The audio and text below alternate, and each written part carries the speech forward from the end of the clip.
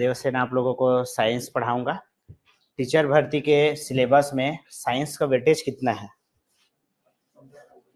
15 number का। Maths और science total 30 number का है, जिसमें 15 नंबर का हमारा क्या है, साइंस सेक्शन है। अब इसमें कितने कितने नंबर का आएगा उस पर हम लोग थोड़ा सा बाद में डिस्कस करेंगे।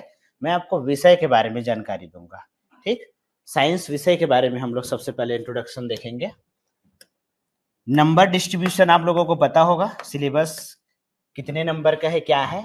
मैं अपने विषय पर हम थोड़ा सा फोकस करते हैं, साइंस या विज्ञान।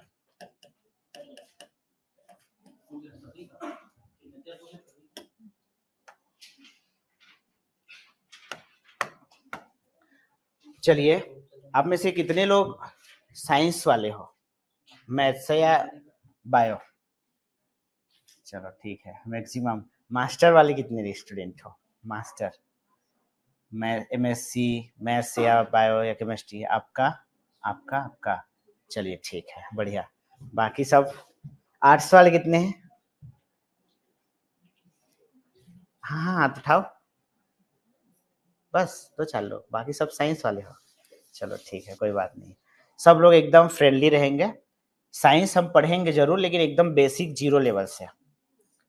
प्रीवियस ईयर के जितने भी क्वेश्चन हैं सब पर हम लोग बात करेंगे धीरे धीरे। आज हमारा पहला क्लास है, तो पहला क्लास में मैं इंट्रोडक्शन आपको बताऊंगा। साइंस जो है कभी भी प्योर हिंदी में नहीं चलता, ना प्योर आपका जो है लोकल लैंग्वेज में चलता है। हिंदी इंग्लिश में चलेगा ये। आपको कभी भी दिक्कत होगा इंग्लिश मीडियम वाले, तो टर्म्स को आप मुझसे पूछ लीजिएगा। कितने इंग्लिश मीडियम वाले स्टूडेंट हैं? बस एक। ठीक है, कोई बात नहीं है। 99% हिंदी मीडियम वाले हो। हिंदी इंग्लिश दोनों में चलेगा, और सबको हिंदी और इंग्लिश दोनों में लिखना है। हिंदी मीडियम वाले ये मत करना कि हम केवल हिंदी मीडियम वाले हिंदी हिंदी में लिखेंगे, क्योंकि आपको एग्जाम में ना इंग्लिश में पूछ देगा तो आप हड़बड़ा जाओगे। ठीक। और रही बात हमारे टीचर भर्ती के क्वेश्चन का, तो कितना डीपली पूछा जाता है आप सभी को पता है। आप एक टीचर बनने वाले हो, फैक्चुअल चीजों पे कम बात करेंगे। फैक्चुअल चीजें आपको खुद पढ़नी है, हम पूरा कॉन्सेप्ट क्लियर करेंगे। फिजिक्स केमिस्ट्री और बायो में क्या क्या कॉन्सेप्ट है, कैसे क्वेश्चन पूछे जाते हैं, इस पर हम डिस्कस करेंगे। आज हमारा पहला क्लास है, तो मैं आप लोगों को साइंस क्या है इसके बारे में थोड़ा सा जानकारी देता हूँ। साइंस के अंतर्गत हम लोग कौन कौन से विषय पढ़ेंगे? कौन सा पढ़ेंगे? हाँ, फिजिक्स पढ़ेंगे। हिंदी में क्या बोलते हैं? भौतिक विज्ञान। भौतिक विज्ञान। एक है हमारा केमिस्ट्री, रसायन विज्ञान। और एक है हमारा बायोलॉजी, इसको हम लोग बोलते हैं जीव विज्ञान। आप लोग सबसे पहले लिखना मत, आप लोग बस सुनिए और समझिए। साइंस को लिखने से ज्यादा समझना जरूरी है। साइंस या विज्ञान क्या होता है, इस पर हम डिस्कस करेंगे। पहले साइंस या विज्ञान क्या होता है बताइए आप लोग। विज्ञान वाले बताओ, अभी अभी हाथ उठाए थे ना सब लोग। क्या है विज्ञान? साइंस किसे कहेंगे?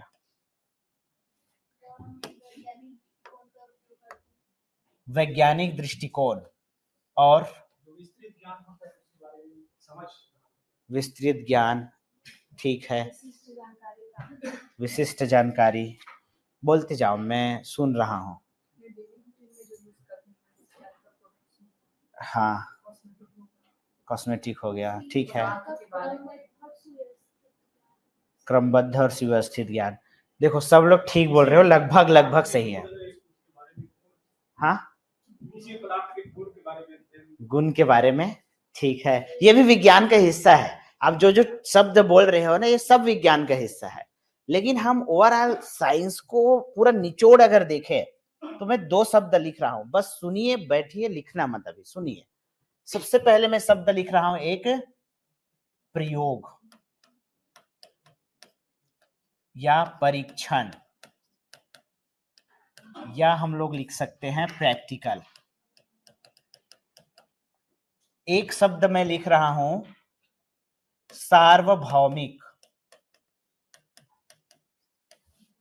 इसके लिए हम इंग्लिश शब्द यूज करेंगे यूनिवर्सल। ये दो शब्द आप लोग समझना, विज्ञान के लिए दो शब्द काफी है।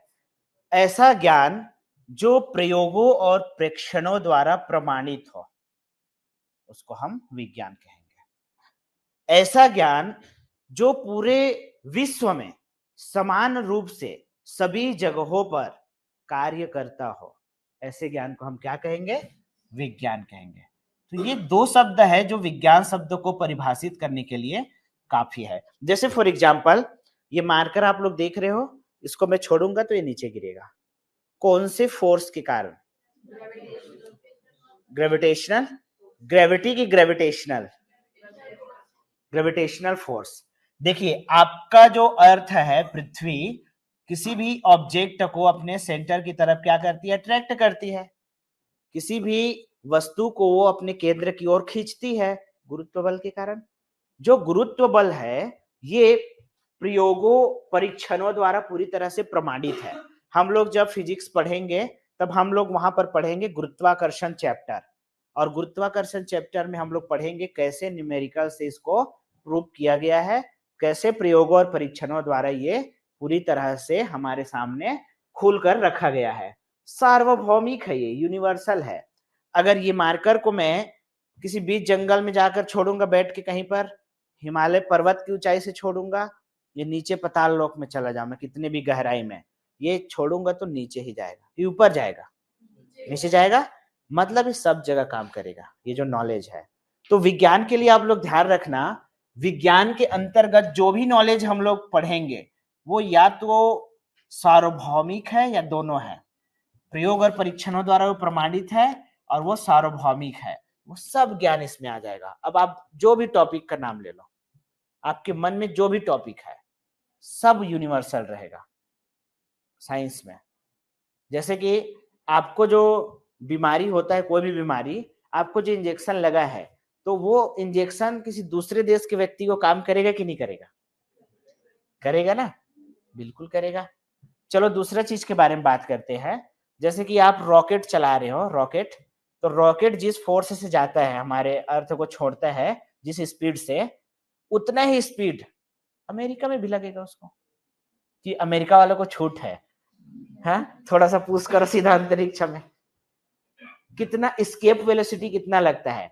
मतलब किसी भी वस्तु को पृथ्वी में धरती की सतह को छोड़ने में कितना पावर लगता है, वो पावर तो सब जगह समान रहेगा, है कि नहीं है? तो यहाँ पर हम लोग देखते हैं कि ये जो विज्ञान है ये सभी जगह समान रूप से लागू होता है। भाई आ जाइए अपने विषय पर। सबसे पहले फिजिक्स, भौतिक विज्ञान। क्या पढ़ते हैं भौतिक विज्ञान में? बस मैं एकदम डिस्कस कर रहा हूँ नॉर्मली, क्या पढ़ते हैं भौतिक विज्ञान में? मैथ्स वाले बताओ, अभी अभी हाथ उठाए थे आप लोग। क्या पढ़ते हैं फिजिक्स में? पदार्थ के बारे में, गति और बल, और बाहरी चीजों के बारे में। जैसे हम लोग फिजिक्स में अगर देखें तो देखिए यहां पर मैं एक लाइन लिख रहा हूं, study of matter and energy. ये दो शब्द को आप लोग समझना। मैटर मतलब होता है पदार्थ, या आप द्रव्य बोल सकते हैं, द्रव्य शब्द ज्यादा सही है। एनर्जी मतलब होता है ऊर्जा। फिजिक्स जो है द्रव्य और ऊर्जा का अध्ययन है, समझिएगा आप। जैसे कि द्रव्य के लिए परिभाषा क्या, मैं द्रव नहीं बोल रहा हूं ना, लिक्विड नहीं बोल रहा हूं भाई मैं। लिक्विड क्या होता है? लिक्विड मतलब होता है द्रव, और द्रव में क्या है? जैसे कि H2O है, पेट्रोल है, ये सब क्या है? लिक्विड है, ये द्रव है। मैंने कहा द्रव्य। द्रव्य का डेफिनेशन क्या होता है? वेरी गुड, कुछ ना कुछ वॉल्यूम होगा। एकदम आसान भाषा में समझा रहा हूं, जीरो लेवल पर। अगर किसी वस्तु का भार है, अगर वो जगह घेरता है या हम उसको महसूस कर सकते हैं, वो सब क्या कहलाएगा? द्रव्य कहलाएगा। समझना ध्यान से, अगर किसी वस्तु का भार है, वो जगह घेरता है, उसका आयतन वॉल्यूम है, या हम उसे महसूस कर सकते हैं, सब द्रव्य कहलाएगा। तो आप लोग मुझे बताओ, ये मार्कर द्रव्य है क्या? है ना? इसका वेट है? हवा द्रव्य है कि नहीं है? ये जो लिक्विड हमने लिखा है, पानी, पेट्रोल, ये द्रव्य है कि नहीं है ना? और ये जो द्रव लिखा है ये क्या है? इसकी अवस्था है, स्टेट है। ठोस, द्रव और गैस पढ़ते हैं। ठोस, द्रव और गैस भी तीनों क्या है? द्रव्य है। मतलब तीनों जगह घेरता है, उसके पास क्या है? वॉल्यूम है, उसका भार भी है। तो ये याद रखना, फिजिक्स में हम लोग द्रव्य के बारे में पढ़ते हैं, मैटर के बारे में। अब द्रव्य क्या हो सकता है? पंखा ले लो, मोटर ले लो, कोई भी टॉपिक आप लोग ले लो, समझ रहे हो ना? वो सब क्या कहलाएगा? द्रव्य कहलाएगा। तो जब फिजिक्स में हम पहुंचेंगे तो आपके सिलेबस के अकॉर्डिंग क्या क्या टॉपिक पढ़ना है वो आपके सिलेबस में दिया हुआ है, तो हम उसी को डिस्कस करेंगे। सब में से, सभी में से जो भी टॉपिक है, सब में या तो वो द्रव्य से रिलेटेड रहेगा या ऊर्जा से। ऊर्जा में क्या क्या आएगा? ऊर्जा में आएगा आपका ऑप्टिक्स। ऑप्टिक्स जब आप पढ़ोगे तो इसमें पढ़ोगे लाइट के बारे में। लाइट एक प्रकार का क्या है? एनर्जी है। आप यहां पर पढ़ोगे इलेक्ट्रिसिटी के बारे में। इलेक्ट्रिसिटी के बारे में पढ़ोगे, विद्युत के बारे में। ये भी क्या है? ऊर्जा है। आप पढ़ोगे ग्रेविटी के बारे में, आप पढ़ोगे मैग्नेटिज्म के बारे में। ये सब क्या है? एनर्जी है। बाकी बचा वो क्या है? द्रव्य है। तो ओवरऑल अगर आप पूरा फिजिक्स को देखोगे, पूरा निचोड़, तो आपके सामने निकल कर आता है कि ये पदार्थ या द्रव्य और ऊर्जा का अध्ययन है। क्या आप लोग समझ गए? समझे आप लोग? इधर लास्ट में जोर से बोलना भाई, सुनाई नहीं आता है मुझे। इधर से समझ आ रहा है? तो आप देखो, आप चाहे बात करो उष्मा और उष्मागतिकी का, आप चाहे बात करो गुरुत्वाकर्षण का, आप चाहे बात करो बल और गतिकी का, सब में यही दोनों पॉइंट लागू होगा। जब हम सिलेबस देखेंगे, डिस्कस करेंगे फिजिक्स का, तब हम लोग टॉपिक पर बात करेंगे। नेक्स्ट आप लोग बताइए, केमिस्ट्री में क्या पढ़ते हैं हम लोग? हाँ, पदार्थ और बताओ। क्रिया अभिक्रिया। केमिस्ट्री मतलब केमिकल रिएक्शन बोलते हैं हम लोग। केमिकल रिएक्शन शब्द का प्रयोग नहीं किए तो कुछ नहीं किया, ऐसा हो जाता है केमिस्ट्री में। और बताओ, केमिस्ट्री वाले बताओ यार, किसके बारे में पढ़ते हैं? केमिकल के बारे में।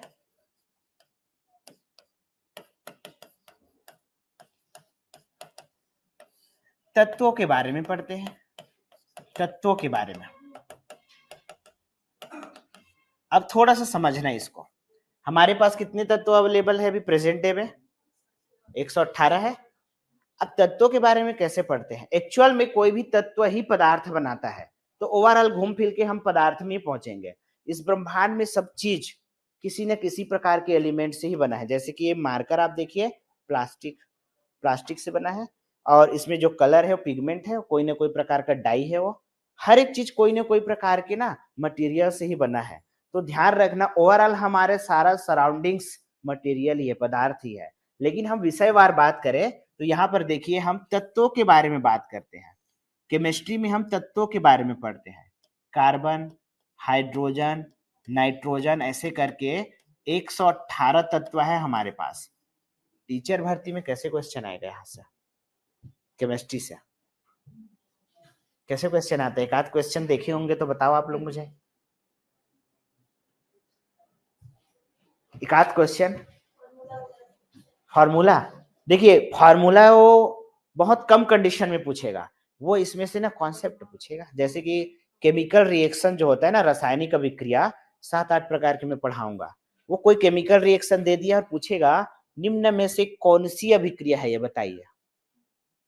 4 ऑप्शन दिया है, आपको अभिक्रिया समझना है, बताना है। क्योंकि आप ना वनडे एग्जाम में, कोई छोटे मोटे एग्जाम में नहीं बैठ रहे हो, आप टीचर बनने वाले हो। तो टीचर को फैक्चुअल चीजें से ज्यादा कॉन्सेप्चुअल चीजों पर ध्यान रखना है।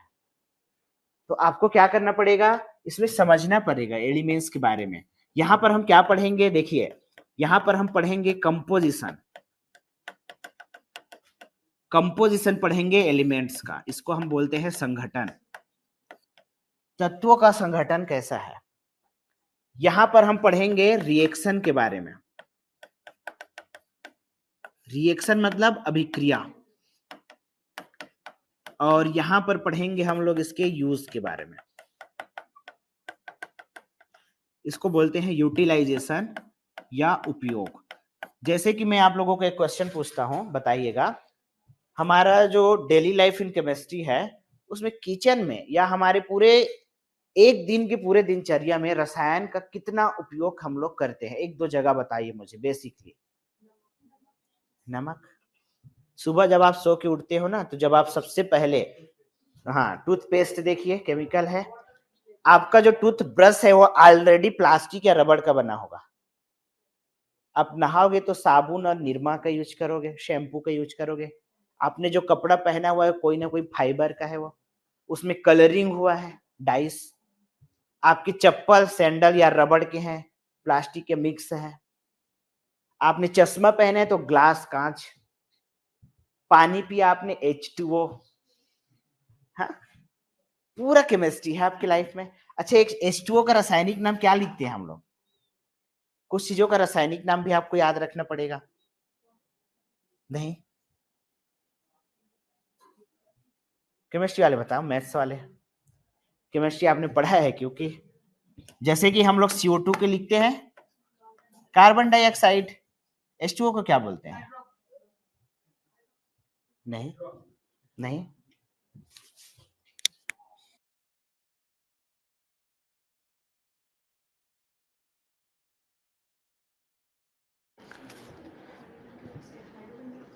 नहीं, मजाक कर रहे हो क्या आप लोग?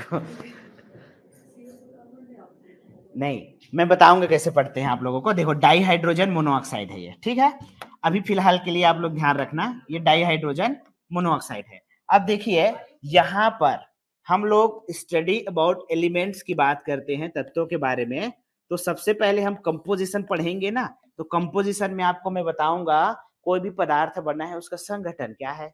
जैसे मैंने आपको बताया, आप एक सिंपल सा फॉर्मूला लिखिए, CaSO4 इंटू हाफ H2O, ये क्या है, ये है plaster of Paris. Plaster of Paris का जो फॉर्मूला है उसमें कौन कौन से एलिमेंट्स है, पानी कितना है, कैल्शियम कितना है, सल्फेट कितना है, ये पता कैसे चलता है हमें, इसमें एटम कितने हैं, सब हम लोग सीखेंगे। तभी तो आप कोई फार्मूला बनेगा उसको देख के समझोगे कैसे केमिकल रिएक्शन होता है। अगर इसमें हम लोग लिखे CaSO4 इंटू 2H2O, यहाँ पर पानी देखिए इसके मॉलिक्यूल्स के सामने हमने लिख दिया है 2, ये बदल गया, ये जिप्सम है, ये प्लास्टर ऑफ पेरिस है, ये कैसे समझेंगे हम, तो इन सबको समझना है, मैं आपको सिखाऊंगा, तभी तो आप केमिकल रिएक्शन बना पाओगे। एकदम जीरो लेवल पर हो तब भी आपको समझाऊंगा मैं, तो ध्यान रखिएगा इस चीज को। तो मैंने बताया आपको study about elements is called chemistry. अब आप बताइए बायोलॉजी क्या होता है, इसमें क्या पढ़ते हैं बायोलॉजी में? जीवों का अध्ययन, इसमें कैसे बोल रहे हो भाई, ठीक है, ये जीवों का अध्ययन है। अब आप लोग समझना, बायोलॉजी में हम लोग पढ़ते हैं जीवों के बारे में, स्टडी अबाउट लाइफ, लाइफ के बारे में। तो मैं आप लोगों से पूछता हूं लाइफ के क्या क्या कैरेक्टरिस्टिक्स है, लाइफ के क्या क्या सिम्टम्स है या कैरेक्टर्स होते हैं, थोड़ा सा डिस्कस करते हैं हम लोग क्लास में। चलिए यहाँ पर मैं कुछ पॉइंट्स आप लोग बताओगे उसको मैं लिखूंगा। लाइफ जो होता है वो क्या है, आप लोग मुझे बताइए लाइफ के लिए क्या क्या लक्षण हो सकते हैं, पॉइंट्स में बताइए। जैसे फॉर एग्जांपल मैंने बताया आपको श्वसन, रेस्पिरेशन, एक पहला जो लक्षण है जीवन का, उसमें मैंने बताया आपको श्वसन, ये हमने लिखा श्वसन, रेस्पिरेशन बोलते हैं। आप लोग बताइए, और नेक्स्ट पाचन, ठीक है पाचन, इसको हम लोग लिखते हैं डाइजेशन, वेरी गुड। प्रजनन, उत्सर्जन, यहां पर मैं लिखता हूं इसको रिप्रोडक्शन, उत्सर्जन, एक्सक्रीशन, बोलते जाइए आप लोग, जितना बताओगे मैं उतना एक्सप्लेन करूंगा। परिसंचरण, परिसंचरण इसको बोलते हैं हम लोग सर्कुलेशन। और बताइए, इतने सारे लोग बैठे हो, सब लोग मिलके एक एक भी बताओगे, बहुत सारा होता है। वो स्ट्रक्चर है, उसको मैं ऑलरेडी बताऊंगा। और बताइए, हाँ ट्राई करो, कम से कम बोलो।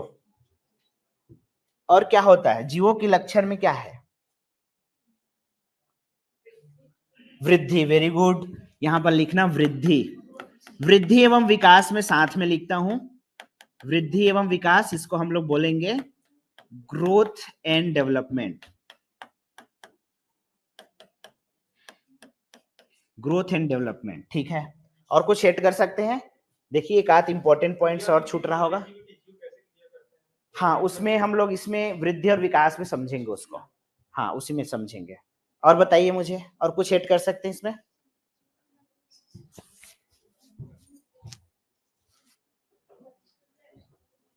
और सोचो। देखो पहला क्लास है इसलिए मैंने टॉपिक पढ़ाया नहीं है, बस मैं डिस्कस कर रहा हूँ, आप लोगों का व्यू देख रहा हूँ। आप लोग डिस्कस करो क्लास में।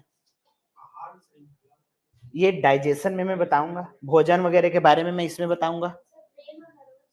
प्लांट्स में नहीं होते हैं, प्लांट्स में नहीं होते हैं। लाइफ के लिए कॉमन चीजें, प्लांट में और एनिमल में कौन कौन सी चीजें हैं जो एकदम कॉमन है, वही तो हम लोग बात कर रहे हैं ना। और कुछ ऐड कर सकते हैं इसमें?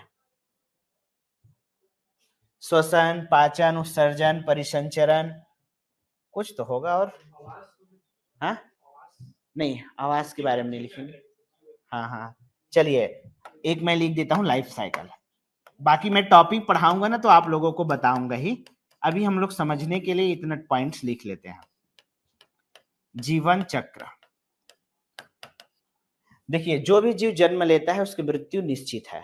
आपने जन्म लिया, अब हम मृत्यु की ओर अग्रसर है, मतलब मरने के लिए जी रहे हैं। थोड़ा सा डिमोटिवेशनल टाइप का शब्द है, लेकिन समझिएगा आप लोग। कोई भी जीव अगर उत्पन्न हो गया ना, अब उसका अंत निश्चित हो गया है भाई, चाहे वो आज हो चाहे वो कल हो। अब यहाँ पर आप समझना, रेस्पिरेशन को हम लोग कैसे समझते हैं, रेस्पिरेशन का मतलब क्या होता है? रेस्पिरेशन का मतलब क्या है? एक और शब्द है इससे जुड़ा हुआ, ब्रीदिंग, ब्रीदिंग इसको हम लोग बोलते हैं श्वासोच्छ्वास। देखो भाई मैं आप लोगों से पूरा कॉन्सेप्चुअल चीजों पर ज्यादा फोकस करूंगा। रेस्पिरेशन और ब्रीदिंग में क्या अंतर है? What is the basic differences between respiration and breathing? हाँ हाँ हाँ ठीक बोल रहे हो, श्वासोच्छ्वास के लिए आपने बिल्कुल सही कहा। और श्वसन के लिए बताइए मुझे। वेरी गुड, दोनों ने सही बताया। क्या आप लोगों को समझ आ रहा है? नहीं आया तो नहीं बोलना भाई, क्योंकि आपको आपको पोस्ट मिलेगा तो आप उनको दोगे क्या? नहीं दोगे। अब ये भी मत सोचना वो नहीं पूछा था हम का बार पूछबो, हाँ ऐसा भी मत करना भाई, दिक्कत है। समझो इसको, जब हम लोग ब्रीदिंग करते हैं तो ब्रीदिंग का मतलब होता है भाई हवा को फेफड़ों में भरना। हवा जो है एयर, इसको हम लोग लंग्स में भरेंगे। ये लंग्स में हमने भरा, ये भर दिया और हमने छोड़ दिया। हाँ इनहेल और एक्सहेल, बस हवा को हमने खींचा और छोड़ा, फिर से हमने खींचा फिर से छोड़ा, ये है ब्रीदिंग। इसको बोलते हैं हम लोग श्वासोच्छ्वास। और 1 मिनट में ये होता है 16 से 17 बार, 16 से 17 बार, 16 to 17 टाइम्स हम लोग करते हैं रेस्ट के स्टेट में, आराम की अवस्था में। अब देखो ये फैक्चुअल ना, आप कॉन्सेप्ट समझोगे तो ऑलरेडी क्लियर होता है, इसलिए फैक्ट का पढ़ने का कोई मतलब नहीं है, वो ऑलरेडी आपका क्लियर होगा। अब देखिए हम लोग इसमें जब हवा को खींच रहे हैं तो ऑक्सीजन का क्या यूज होगा हमारे बॉडी में? ऑक्सीजन हमारे बॉडी में जाता है तो जाता कहाँ है और ये करता क्या है? कभी सोचे हो? ऑक्सीजन एक गैस है और वो कहाँ जाता है और क्यों जाता है? क्या हमारे बॉडी में कोई गैस चेंबर है वहां भरता है? वो कहाँ जा रहा है? हाँ, ब्लड के साथ जुड़ेगा। ऑक्सीजन जो है ना हीमोग्लोबिन के साथ जुड़ेगा और ये बनाएगा HbO2। इसको बोलते हैं हम लोग ऑक्सी हीमोग्लोबिन। ऑक्सी हीमोग्लोबिन बोलते हैं। अब ये कहाँ जाएगा भाई? ये जाएगा हमारे बॉडी में सिंगल सेल तक, सिंगल कोशिका तक। सेल क्या है? जिससे हम बने हैं। हमारे शरीर का अगर सबसे छोटा यूनिट देखें माइक्रोस्कोपिक लेवल का, तो हम लोग सेल से बने हैं। जैसे घर बनाते हैं तो घर में ईंट लगाते हैं ना, ब्रिक, पूरे घर के स्ट्रक्चर में पूरा ईंट होता है। वैसे ही हमारा शरीर का जो मांस है, मसल्स, वो भी छोटे छोटे कोशिकाओं से बना है। इतना छोटा है ये कि आपको माइक्रोस्कोप में दिखेगा। ये सूक्ष्म है, बहुत सूक्ष्म, या इसके लिए शब्द है माइक्रो शब्द का। तो आप लोग समझ जाइए बहुत ही छोटा है और यहीं तक ये ऑक्सीजन को लेके जाएगा। क्या करेगा वहां पर? वो एनर्जी फॉर्मेशन। जो हम लोग भोजन करते हैं वो ग्लूकोज के फॉर्म में एब्जॉर्ब हो गया हमारे हाथ से, C6H12O6। देखिए भाई, मैं सब चीज पढ़ाऊंगा आपको, पाचन वगैरह सब, तब आपको और बताऊंगा। जब हम लोग खाना खाते हैं ना, तो खाना खाते हैं तो सबसे छोटा छोटा टुकड़ा जो है प्रोटीन, न्यूट्रिशन, विटामिन, ग्लूकोज, ये सब हमारे रक्त में अवशोषित होता है। ग्लूकोज ही है हमारे भोजन का स्मॉलेस्ट पार्टिकल। वो खुद ऊर्जा नहीं देता है, वो खुद ऊर्जा का स्वरूप नहीं है, ध्यान रखना। उसके साथ ऑक्सीजन जुड़ता है। ऑक्सीजन जुड़ेगा तो ये जो ग्लूकोज का अणु है ना, ये ग्लूकोज का अणु है, इसको ये तोड़ेगा। किसमें तोड़ेगा? एटीपी में। यही ऊर्जा है, एडिनोसिन ट्राइफॉस्फेट, ये ऊर्जा है। यहां पर बनेगा CO2 और यहां पर थोड़े सा पानी का भी निर्माण होगा। ये देखिए, यहां पर बन रहा है कार्बन डाइऑक्साइड। अब यही ऊर्जा आपको मिलेगा आपके शरीर को। तो ये कार्य जो है, ये क्या कहलाता है? श्वसन कहलाता है। अब आप लोग ध्यान से समझना इस चीज को। यहां पर यांत्रिक प्रक्रिया और रासायनिक प्रक्रिया कहां पर हो रहा है? यांत्रिक प्रक्रिया, ये फैक्ट है। अब फैक्ट कैसे निकलेगा यहां से? तो देखो, ब्रीदिंग जो है, इसमें हम लोग क्या कर रहे हैं? ब्रीदिंग में हवा को खींच रहे हैं और छोड़ रहे हैं, खींच रहे हैं और छोड़ रहे हैं, मशीन जैसा काम कर रहे हैं। इसलिए ये है एक प्रकार का मैकेनिकल प्रोसेस। इसको बोलेंगे हम लोग यांत्रिक प्रक्रिया। और यहां पर क्या हो रहा है? केमिकल रिएक्शन, इसलिए ये है रासायनिक प्रक्रिया। लेकिन जीव के शरीर के अंदर हो रहा है, तो इसके लिए हम लोग शब्द प्रयोग करेंगे जैव रासायनिक प्रक्रिया, बायोकेमिकल प्रोसेस। फैक्ट याद हुआ? याद करने की जरूरत नहीं, वो ऑटोमेटिक बनता है वो। तो आपको समझना है कहाँ जा रहे हैं ऑक्सीजन, तभी तो आप टीचर भर्ती का क्वेश्चन बनाओगे, नहीं तो नहीं बनेगा।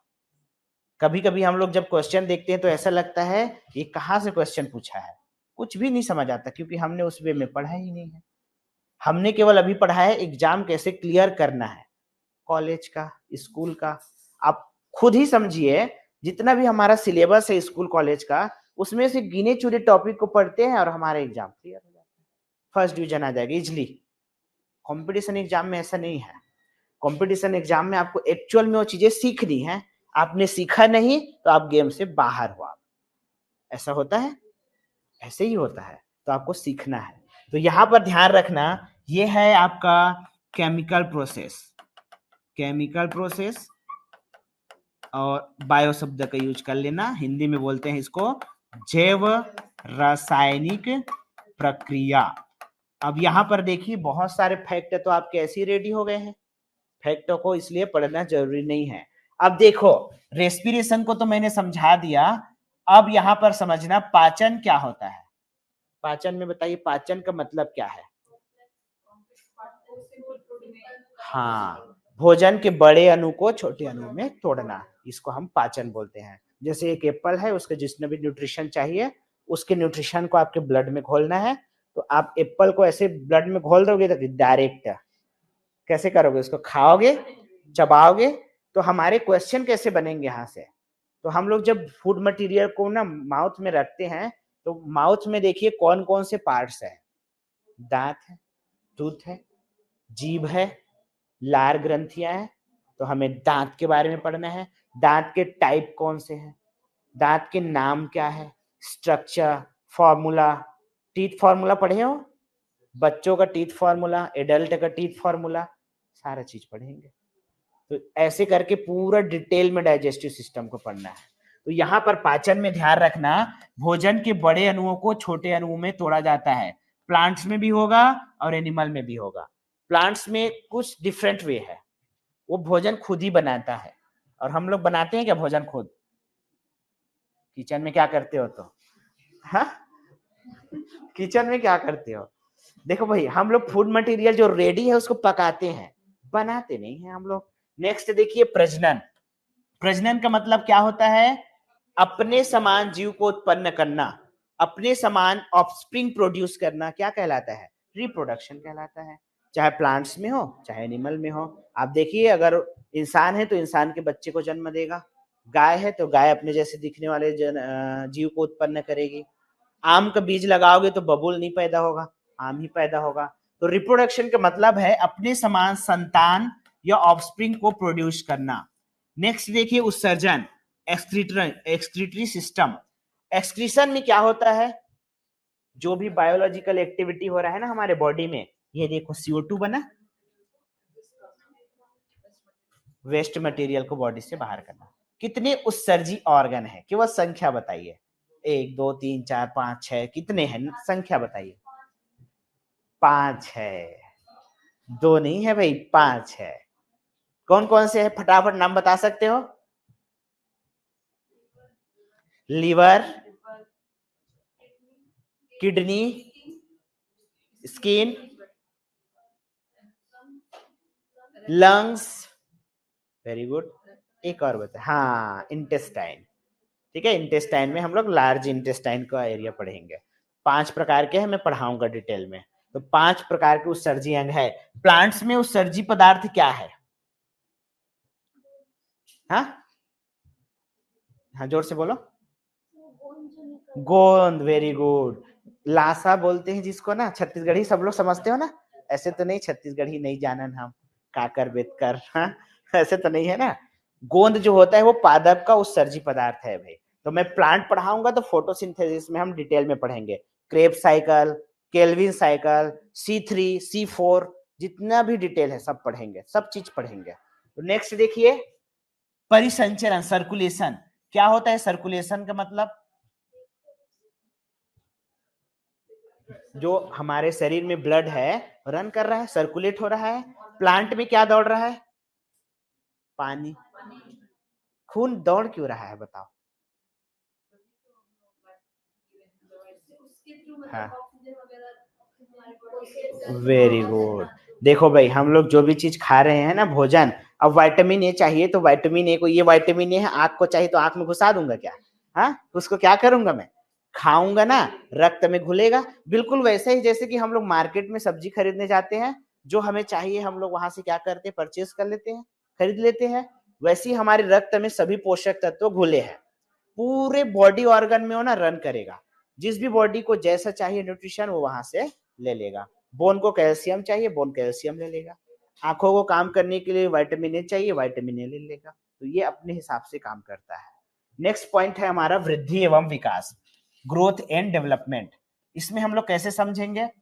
कोई भी जीव जब पैदा होता है तो आप लोग देखिए सबसे छोटा साइज उसका रहता है। इंसान को ही देख लो आप, इंसान का बच्चा जब जन्म लेता है तब छोटे आकार का होता है, धीरे धीरे उसमें वृद्धि होता है और अंगों का विकास होता है। जब जन्म लेता है तो कितना हड्डी रहता है? हाँ, हड्डी का 3 कैटेगरी में पढ़ना है भाई। जन्म के समय अलग रहेगा, थोड़े दिन बाद अलग हो जाएगा, एडल्ट में अलग होगा। जन्म के समय कितना होता है बताओ मुझे? 300 नहीं होता है, कम होता है, 270 जन्म के समय।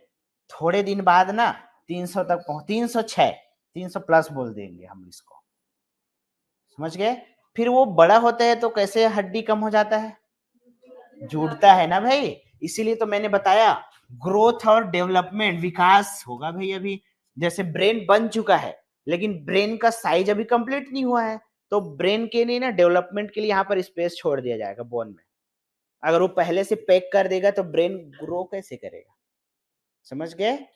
बच्चों का जो दूध का दांत आता है, जबड़े का विकास होता है तो दूध के दांत आते हैं। जैसे जैसे एज होगा जबड़ा बढ़ेगा, जो अंदर में दांत है वो भी बढ़ेगा और दूध के दांत को धक्का देके गिरा देगा। तो ये विकास हो रहा है ना बॉडी का।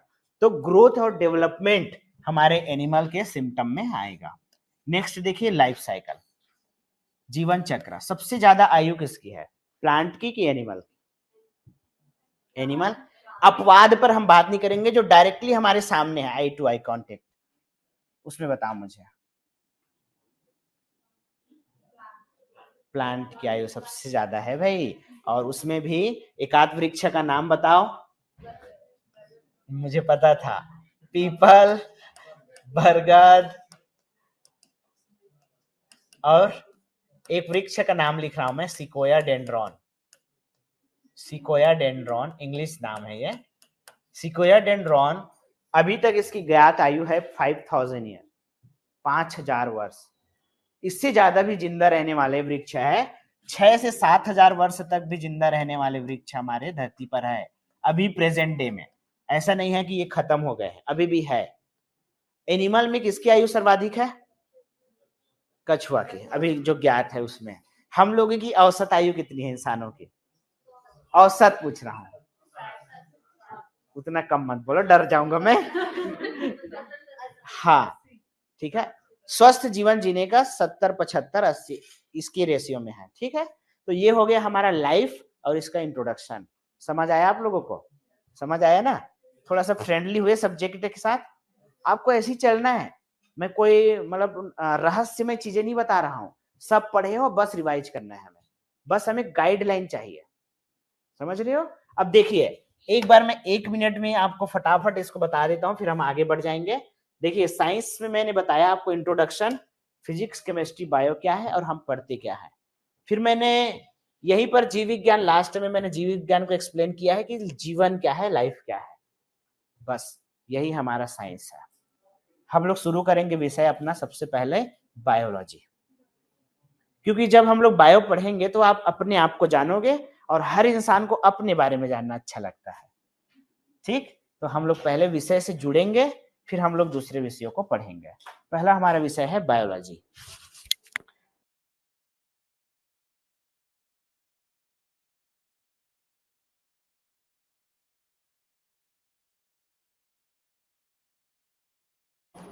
चलिए, बायोलॉजी,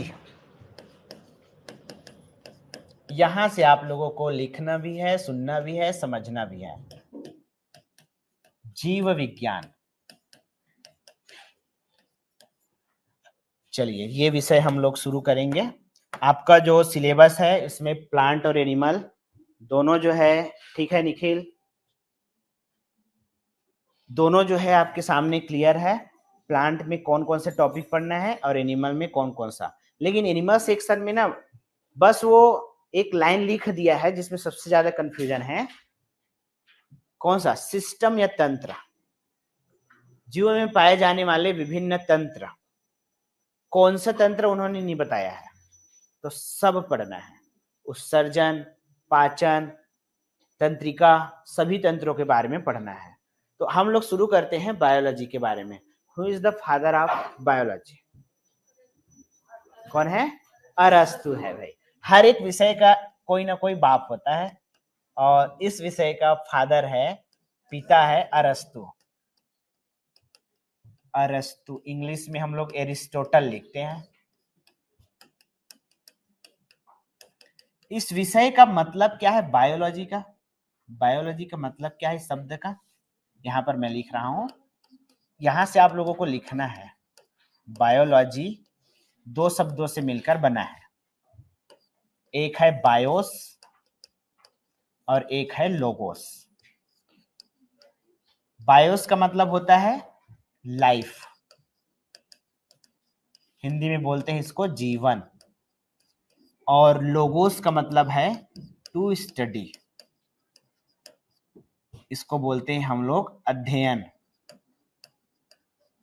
अगर ओवरऑल हम लोग इस वर्ड को देखें बायोलॉजी को, तो हमारे सामने निकल कर एक सेंटेंस आता है जिसको बोलते हैं study of life. Study of life या स्टडी अबाउट लाइफ या जीवन का अध्ययन, ये इस बायोलॉजी शब्द का वास्तविक अर्थ है। अगर हम लोग जीवन का अध्ययन करेंगे, मनीष ठीक है बात करेंगे, देखते हैं क्या है। अब यहां पर आप लोग समझना, अब देखो ये जो बायोलॉजी शब्द है इसमें मैंने बता दिया बायोस और लोगोस दो शब्दों से मिलकर बना है, जीवन का अध्ययन है। तो इस धरती पर जीवन कितने फॉर्म में है, कितने रूप में है? दो रूप में, एक तो प्लांट और एक तो एनिमल। समझ गए? तो यहां पर जो जीवन है वो दो रूप में है। तो हम लोग इस विषय को ना दो ब्रांच में डिवाइड कर देंगे। शाखा, ब्रांच मतलब शाखा होता है। एक को हम लोग बोलेंगे वनस्पति विज्ञान, वनस्पति विज्ञान, और इसमें हम लोग पढ़ेंगे पादपों के बारे में, प्लांट्स के बारे में। इसको बोलते हैं हम लोग बॉटनी। और एक जो शाखा है उसका नाम है जंतु विज्ञान या प्राणी विज्ञान बोल सकते हो। जंतु या प्राणी दोनों शब्द का प्रयोग कर सकते हैं, जंतु विज्ञान या प्राणी विज्ञान। और इसे हम लोग इंग्लिश में बोलते हैं जूलॉजी। जूलॉजी, ये हो गया हमारा दो ब्रांच। ये जो ब्रांच है, ये जो शाखा है, इसके भी जनक है। जैसे कि वनस्पति विज्ञान के जो फादर है, फादर ऑफ बॉटनी, वो कौन है? थियोफ्रेस्टस। थियोफ्रेस्टस जो है इसके फादर है। सबसे पहले प्लांट्स के बारे में कोई व्यक्ति थे जिन्होंने व्यवस्थित नॉलेज दिया था, थियोफ्रेस्टस थे। तो थियोफ्रेस्टस जो है फादर ऑफ बॉटनी जाना जाता है। जूलॉजी का कौन है? अरस्तु ही है, ध्यान रखना। इसका जो है अरस्तु ही होगा, एरिस्टोटल। अब यहां पर मैं आप लोगों को एक कहानी बताऊंगा, ध्यान से सुनना आप लोग, बस इतना ही लिखना है अभी। अब फिर से सुनो। आप में से मुझे कोई बताइए, जीवन के उत्पत्ति जब हुआ था, origin of life, origin of life के बारे में बात करें तो सबसे पहले कौन सा जीव बना था जीवन उत्पत्ति के क्रम में? एक कोशिकीय जीव। Very good. कौन सा जीव था वो? अमीबा नहीं था, पैरामीशियम भी नहीं था, वो था एक बैक्टीरिया। सुनना, ओरिजिन ऑफ लाइफ के बारे में बात करें, जीवन की उत्पत्ति के बारे में, तो सबसे फर्स्ट लिविंग ऑर्गेनिज्म जो था वो था एक बैक्टीरिया। और ये जो बैक्टीरिया था ये कुछ और नहीं, साइनोबैक्टीरिया है, ब्लू ग्रीन एल्गी। मैं पढ़ाऊंगा आगे डिटेल में। तो देखो, जीवन उत्पत्ति के क्रम में इस धरती पर सबसे पहले जन्म लेने वाला जीव है बैक्टीरिया। और ये कैसे जन्म लिया है? ऐसे आसमान से टपका नहीं है भाई।